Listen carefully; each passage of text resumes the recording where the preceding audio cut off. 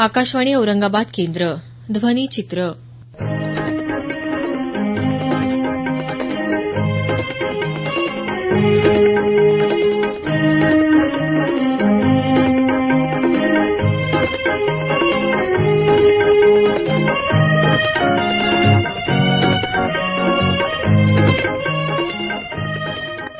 Doctor Babasaheb Ambedkar Marathwada विद्यापीठातल्या इंग्रजी विभागाचे प्रमुख प्राध्यापक डॉक्टर काशीनाथ रणवीर यांच्या सेवा गौरवार्थ फुले शाहू आंबेडकरी चळवळ आणि समकालीन साहित्य या विषयावर चर्चासत्राचं आयोजन करण्यात आलं होतं. ज्येष्ठ पत्रकार उत्तम कांबळे यांनी या चर्चासत्रात मार्गदर्शन केलं. ते म्हणाले, माणसाच्या जगण्याला जसं प्रयोजन असतं तसं त्याच्या प्रत्येक कृतीला सुद्धा एक प्रयोजन असतं आणि साहित्याला सुद्धा एक प्रयोजन असतं. महात्मा फुलेंनी सांगितलं होतं की ते साहित्य जे शेतकऱ्यांचे दुःख समजून घ्यायला पुढे येतं, त्याचे अश्रू पुसायला पुढे येतं, त्याला गुलामगिरीतून मुक्त करण्यासाठी पुढे येतं, ते साहित्य. एक सुंदर साहित्याचं प्रयोजन त्यांनी सांगून ठेवलं होतं. शाहू महाराज असं म्हणाले होते की ते साहित्य की जे माणसाला नवा इतिहास लिहिण्याच्या प्रेरणा देतं. आणि बाबासाहेब असं म्हणाले होते ते साहित्य जे मुळात सुंदर असतं आणि सुंदर समाज घडवण्यासाठी ते उपयोगी पडतं. ह्या तीन महापुरुषांच्या नावाने आपण परिसंवाद ठेवलेला आहे आणि फुले शाहू आंबेडकरी चळवळ व समकालीन साहित्य असं या परिसंवादाचं शीर्षक आहे. 90च्या आगे मागे एक पहिल्यांदा गोष्ट घडली की हे जग दोन तत्वज्ञानामध्ये विभागलेलं होतं, एक भांडवलशाही आणि एक साम्यवाद. आणि 90च्या आगे मागे साम्यवाद कोसळला. साम्यवादाच्या राजवटी कोसळल्या. रशियातली राजवट कोसळली, दोन जर्मनी एकत्र झाल्या, त्यांच्यामधली भिंत पडली. पोलंडमध्ये काहीतरी घडलं, अजून कुठेतरी काही घडलं आणि साम्यवादी सत्ता ह्या पृथ्वीच्या पाठीवरून क्युबा वगळता सगळे हद्दपार झाले. हे घडल्यानंतर वैचारिक लेखनामध्ये काय येत होतं जगात आणि मग फुले शाहू आंबेडकरीमध्ये काय येतंय हे पण पाहायला पाहिजे की ज्या वेळेला साम्यवादाला घरघर लागली त्यावेळेला फुकुयामा नावाच्या माणसाने द एंड ऑफ आयडियोलॉजी हे पुस्तक लिहिलं आणि त्यांनी जाहीर काय केलं की लोक हो, जगातल्या तत्वज्ञानाचा शेवट होणार आहे, तत्वज्ञानाचा जगाचा काही संबंध राहणार नाही, तत्वज्ञानाने तयार केलेल्या इतिहासाचा पण शेवट होणार आहे. सुरू झालं साहित्यामध्ये. एंड ऑफ आयडियोलॉजी आल्यानंतर मग एंडॉलॉजीची एक सिरियलच चालू झाली. एंड एंड एंड जगातलं काय संपणार आहे. द एंड ऑफ पॉलिटिक्स आलं, द एंड ऑफ बॉर्डर आलं, द एंड ऑफ पेट्रोल आलं, एंड ऑफ गव्हर्नमेंट आलं, one law one world one court आलं आणि मध्येच क्लॅश ऑफ सिव्हिलायझेशन हे पुस्तक आलं. जेव्हा अमेरिकेवर हल्ला होत होता, झाला होता, त्यावेळेला त्याचं प्रूफ रिडिंग चालू होतं आणि हे जगातलं पहिलं महत्वाचं पुस्तक आहे की त्या पुस्तकानं एक इंडिकेशन दिलं की लोक हो, इथून पुढे जगातले सगळे संघर्ष, जगातली सगळी युद्ध ही संस्कृतीच्या कारणावरून होणार आहेत. ती राष्ट्रात होतील, ती समाजात होतील, ती धर्मात होतील. ते पुस्तक आलं आणि आज जे पाहतो आपण, आपला भोवताल जो पाहतो, ते पुस्तक वाचताना असं लक्षात येतं की साला ह्या लेखकाला कसं काय कळलं, भारतात असं होणार आहे, अमेरिकेत असं होणार आहे, पाकिस्तानात असं होणार आहे. काय परफेक्ट प्रिडिक्शन होतं त्याचं. त्यांनी जसं पुस्तकात लिहिलेलं आहे तसं घडताना पाहतोय आपण. तत्वज्ञानाच्या पातळीवर काय काय येत होतं समकालामध्ये. अजून खूप गोष्टी सांगता येण्यासारख्या आहेत. साहित्यात काय प्रयोग झाले, ह्या सगळ्याचा परिणाम साहित्यावर झालेला आहे. जगातल्या सगळ्या साहित्यावर झालेला आहे. साहित्यावर काय काय परिणाम झाले की जसं पूर्वी ब्लॅक लाईक मी सारखी कादंबरी, रूट्स कादंबरी होती, म्हणजे निग्रोच्या गुलामीच्या संघर्षाच्या काळामध्ये जसं साहित्य आलं होतं तसं गुलामी नंतर वेगळे प्रश्न तयार झाले. पुन्हा आयडेंटिटीचा प्रश्न होता, पुन्हा वंशाचा प्रश्न होता, पुन्हा धर्माचा प्रश्न होता, पुन्हा डिग्निटीचा प्रश्न होता आणि जगात हे सगळे प्रश्न विखुरल्या पद्धतीनं कुठेतरी ते सुरू होते आणि त्याच्यातून सुद्धा साहित्य जन्माला येत होतं. तंत्रज्ञानाच्या स्फोटावर साहित्य जन्माला आलं आणि ह्या 90 नंतर एक असा वर्ग तयार झाला ज्याला ग्लोबल कस्टमर क्लास म्हणतात. तो नव्हताच 90च्या अगोदर. 90च्या अगोदर मध्यम वर्ग, उच्च मध्यम वर्ग, अति उच्च मध्यम वर्ग, हा ग्लोबल कस्टमर क्लास तयार झाला आणि तो भारतातच नाही, तो जगभर तयार झाला. कारण भांडवलशाहीची उत्पादनं खरेदी करण्यासाठी कस्टमरची गरज असते. भांडवलशाही पहिल्यांदा कस्टमर तयार करते आणि मग प्रॉडक्ट बाजारात आणते. हे रेस ओरिएंटेड जग आहे. या जगामध्ये प्रत्येक गोष्ट प्रत्येक वेळेला प्रत्येक ठिकाणी उपलब्ध आहे. कंडिशन एकच आहे की रेसमध्ये जाऊन कॉम्पिटिशनमध्ये जाऊन ती मिळवावी लागते. सगळं उपलब्ध आहे पण competition KG to PG entrance देत बोंबलत बसलो आपण. हे कॉम्पिटिशन का आली? कॉम्पिटिशन आल्यामुळे धावणं आलं. माणसाची मुवमेंटच बदलली. तुम्ही कुठेही मुंबई पुण्यामध्ये किंवा औरंगाबादच्या गर्दीच्या फुटपाथवर जा, कोणताही माणूस असं सरळ चालू शकत नाही. जो सरळ चालेल तो अपघातात मारला जाईल. मग चालायचं कसं? तिरकत धावत जायचं. माणसाचा समाज कोणत्या अवस्थेत आहे हे पहिल्यांदा समजलं पाहिजे. समाज कुठून कुणीकडे निघालेला आहे हे पहिल्यांदा समजलं पाहिजे. आणि हे समजलं की समाजाला आपलं प्रतिबिंब साहित्यात शोधायला मदत होते. कारण प्रत्येक जण साहित्यात आपल्याला शोधत असतो आणि ज्या साहित्यात समाज सापडत नाही ते साहित्य फालतू आहे असं आपण म्हणतो. नुसतंच कल्पनाच्या हिंदोळ्यावर जे असतं त्याला आपण साहित्य मानत नाही. फुले शाहू आंबेडकरी साहित्य तर मानतच नाही. कारण फुले शाहू आंबेडकर साहित्य संमेलन म्हणजे मानवाच्या गुलाम मुक्तीचं साहित्य आहे. नव्या माणसासाठी हाक देणारं साहित्य आहे. नवा समाज निर्माण करणारं साहित्य आहे.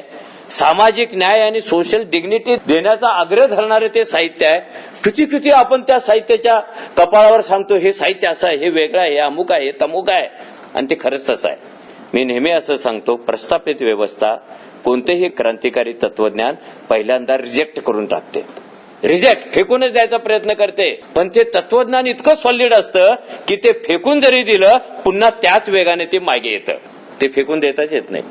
मग व्यवस्थेने प्रयत्न केला ते डंप करायचं, दाबून ठेवायचं, आणि जेवढं दाबाल तेवढं ते खेळण्याप्रमाणे वर उसळूनच येतं. डंप करताच येत नाही. तुमच्या कवीच्या स्वप्नातला माणूस जन्माला येणार नाहीये. त्यामुळे ते येण्यासाठी मला वाटतं आपणच प्रश्न विचारावेत. आपलं काय काय मिसिंग होते, आपलं काय काय कव्हर होते. धन्यवाद. ज्येष्ठ पत्रकार अरविंद वैद्य यांच्या स्मृतीप्रित्यर्थ दिले जाणारे पुरस्कार काल समारंभपूर्वक प्रदान करण्यात आले. ज्येष्ठ पत्रकार गोपाळ साक्रीकर यांना अरविंद वैद्य स्मृती पत्रकारिता पुरस्कार प्रदान करण्यात आला. साक्रीकर यांनी पुरस्कार स्वीकारल्यानंतर आपल्या भावना या शब्दात व्यक्त केल्या. आज शेतकरी शेकडोच्या प्रमाणामध्ये आत्महत्या करतायत आणि तरीही याला कुठे आता कोणी बांध घालेल अशी परिस्थिती नाही. सरकार नवीन असो जुनं असो, या पद्धतीने आजही आम्ही भरडले जात आहोत ही वस्तुस्थिती आहे. शिक्षणाच्या क्षेत्रामध्ये सुद्धा भयानक अवस्था होती आणि आजही ती थोड्या प्रमाणामध्ये कुठेतरी कमी अधिक झालेली असेल. आर्थिक बाबतीमध्ये मराठवाडा अजूनही मागास आहे आणि ज्या ठिकाणी पूर्वी आपण म्हणता, परंतु इथे भरपूर झाडी होती, इथे झाडं होती, झाडी होती, पाणी होतं. या सगळ्यावरती पाणी कसं फिरलं हे याचा सुद्धा एक संशोधनाचा हा एक विषय आहे. परंतु आम्ही त्या काळामध्ये ह्या सर्व समस्या, प्रामुख्याने दारिद्र्याची समस्या, हिंदू मुस्लिम वादाची समस्या असेल आणि त्याच्या जोडीला आर्थिक शोषणाची जी एकूण पद्धती त्या काळापासून चालत आली सरंजामी, ती सगळी मोडून काढण्याच्या दृष्टीने टोकाला जाईल. म्हणजे हे वर्तमानपत्र नव्हतं.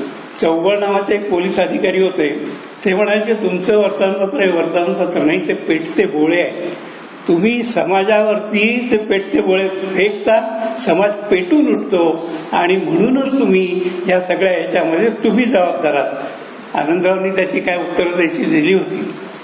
या आर्थिक पातळीवरती आपल्याला काही दिलं नाही. जायकवाडी असो, मला एक कृषी विद्यापीठ जे मला वाटतं बदनापूरला सगळ्यात प्रथम अहवालानुसार जाहीर झालं होतं, ते रातोरात फिरवलं गेलं आणि ते मला वाटतं नागपूरला तिकडे पलीकडे पाठवलं गेलं.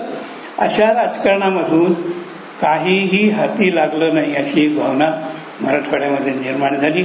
संताप व्यक्त जरूर झाला, परंतु अजूनही आता मराठवाड्यातल्या तरुण पिढीने सुद्धा या प्रश्नांचा सखोल अभ्यास करून चांगल्या पद्धतीने व्यवस्थितपणे या प्रश्नांची, या मराठवाड्याच्या एकूणच वातावरणाची दखल त्यांनी घेऊन हे प्रश्न मांडण्याच्या दृष्टीने आपल्याला स्वतःला समर्थ करावं. आता भालेराव आणि तळवलकर यांचे सारखा संपादक होणे नाही. संपादक कोण हे सुद्धा लोकांना माहीत नसतं अशी परिस्थिती आज आहे. ह्या संपादकीयांमधून कोण लिहितं, काय लिहितं, कशासाठी लिहितं, तीच पातळी पत्रकारांच्या आणि याच्या पातळीवरती सुद्धा आलेली आहे. नव्या पिढीतील पत्रकारांनी अभ्यास कमी आणि प्रसिद्धी जास्त अशा पद्धतीच्या पत्रकारितेकडे थोडंसं त्यांचा कल आहे, झुकत आहे. तेव्हा हे सुद्धा थांबावं आणि ह्यातून एक चांगली पत्रकारिता, एक चांगलं सामाजिक भान, एक प्रादेशिक भान आणि विशेषतः आपल्या सगळ्या समाजाला एकजूट असं करणारं लेखन करावं. अशा पद्धतीने पत्रकारिता जर पुढच्या पिढीची झाली तर मला वाटतं मराठवाड्याचं सुद्धा त्या कल्याण होईल, महाराष्ट्राचं कल्याण होईल आणि पत्रकारितेचं सुद्धा पुन्हा एकदा चांगल्या अर्थाने नाव घेतलं जाईल असं मला वाटतं. एका अतिशय चांगल्या दर्जेदार पत्रकार, उत्तम माणूस, उत्तम स्पष्ट वक्ता आणि उत्तम राजकीय ज्ञान असलेल्या पत्रकाराच्या नावाने हा पुरस्कार मला मिळाला. याबद्दल मी मनपूर्वक कृतज्ञता व्यक्त करतो आणि थांबतो. धन्यवाद. अरविंद वैद्य यांच्या स्मृतीप्रित्यर्थ या वर्षीपासून युवा पत्रकारिता पुरस्कार देण्यात येत आहे. पहिला युवा पत्रकारिता पुरस्कार मुक्त पत्रकार शर्मिष्ठा भोसले यांना प्रदान करण्यात आला. यावेळी त्या म्हणाल्या, मला असं वाटतं की नवी पिढी आपापल्या वाटा नेहमी शोधते, नव्या वाटा शोधते, पण जुन्या पिढीनी रुळवून ठेवलेल्या वाटांचं एक संचित सुद्धा नव्या पिढीनी मान्य केलं किंवा नाही केलं तरी त्यांच्या पाठीशी असतंच. त्यामुळे त्या सगळ्या जुन्या लोकांचं मनापासून खूप आभार. आणि हा पुरस्कार म्हणजे मला वाटतं की म्हणजे मला फक्त वैयक्तिक नाही तर माझ्या पिढीला असं सांगणारा पुरस्कार आहे की तुम्ही ही जी धडपड सगळी करताय ती थोडी बहुत निरर्थक असेल आणि थोडी बहुत अर्थपूर्ण पण आहे आणि त्या धडपडीतनं काय साध्य होईल माहिती नाही, पण ती करत राहणं याचं एक वेगळं मोल आहे. असं काहीतरी सांगणारा हा पुरस्कार आहे असं मला वाटतं. कुठलाही लिहिता माणूस किंवा स्वतःला व्यक्त करणारा माणूस हा स्वतःपुरता जरी व्यक्त होत असला तरी या काळाचंही काहीतरी एक योगदान त्यात असतं. तो माणूस त्या काळाचं सुद्धा प्रॉडक्ट असतो. आणि आज व्यक्ती म्हणून आणि पत्रकार म्हणून सुद्धा मी जेव्हा माझ्या समोर येणाऱ्या काळाकडे बघते तेव्हा मला जाणवतं की हा खूप विस्कटलेला, विखुरलेला काळ आहे. सत्य खूप वेगाने प्रदूषित व्हायला लागलंय. आपापल्या अस्मिता, आपापली भावनिकता, आपापल्या धारणा, पूर्वग्रह हे सगळं लोक व्हर्च्युअली आणि रिअली त्यात मिसळायला लागले. त्यामुळं हे पोल्युटेड सत्य समोर घेणं आणि त्याचं कुठंतरी पोस्टमार्टम करणं आपल्या वकुबानुसार आणि त्याच्यानंतर त्यातली खरी गोष्ट, मूळ गोष्ट गाभा जाणून घेणं हे सगळं खूप भेसळ असलेल्या अनुभवांमधनं समोर येणं हे खूप अवघड झालेलं आहे. इथं सगळ्या ह्या लोकशाहीच्या कोंदणामध्ये राहून जेव्हा सगळे मोर्चे, प्रतिमोर्चे कव्हर करायला सांगितलं जातं त्यावेळी जाणवतं की सगळ्या जातीय धार्मिक अस्मिता ज्या आहेत त्या सुद्धा खूप टोकदार झालेल्या आहेत. काळ जो आहे तो तुम्हाला भूमिका घ्यायला लावणारा काळ आहे. भूमिका घेणं हे एका अर्थाने सकारात्मक पण आहे, पण दुसऱ्या अर्थाने मला हे वाटतं की एखादी घटना, अनुभव आणि त्याचे समग्र पैलू तुम्हाला समजले असतील किंवा नसतील, पण तुम्ही कुठल्या बाजूला आहात असं सतत तुम्हाला एक प्रश्न विचारत खडसावणारा हा काळ आहे. म्हणजे तुम्ही इकडले का तुम्ही तिकडले, म्हणजे एक काळी बाजू, एक पांढरी बाजू, मग तुम्ही कुठे उभे आहात. मग तुम्ही उभे नसताल तर मग लगेच तुम्ही संशयाच्या पिंजऱ्यात टाकले जाता. मग काळ्या आणि पांढऱ्याच्या मध्ये खूप साऱ्या ग्रे शेड्स ज्या असतात त्यांचा शोध घ्यायला पत्रकार म्हणून आम्हाला वाव दिला जात नाही. तुम्ही कुठल्या तरी एका बाजूला असणं म्हणजेच तुम्ही काहीतरी अँसरेबल आहात, तुम्ही काहीतरी अकाउंटेबल आहात, जबाबदार आहात असं आम्हाला सांगितलं जातं. ह्या दोन्ही काळ्या किंवा पांढऱ्या वळचणीला आमच्यासारखेच अनेक संभ्रमात असलेले लोक असतात आणि त्यांनाही कळत नाही की आपण इकडे आहोत तर आपण इकडे का आहोत. आणि अशा या सगळ्या बचावनाट्यामध्ये एखाद्या घटनेच्या वेळी, एखाद्या मोर्चाच्या वेळी, एखाद्या आंदोलनाच्या वेळी कुठं भूमिका घ्यायची, म्हणजे कुठं त्या मोर्चाच्या किनाऱ्यावर उभं राहायचं आणि कुठं थेट त्या प्रवाहामध्ये जाऊन तुम्ही त्या सगळ्याचा भाग व्हायचं, हा प्रश्न सतत to be or not to be सारखा पत्रकार म्हणून पडत राहतो. ध्वनिचित्राचा हा कार्यक्रम आकाशवाणी औरंगाबाद केंद्राच्या प्रादेशिक वृत्त विभागानं सादर केला. सादर करते रमेश जायभाये. निर्मिती सहाय्य रविकुमार कांबळे.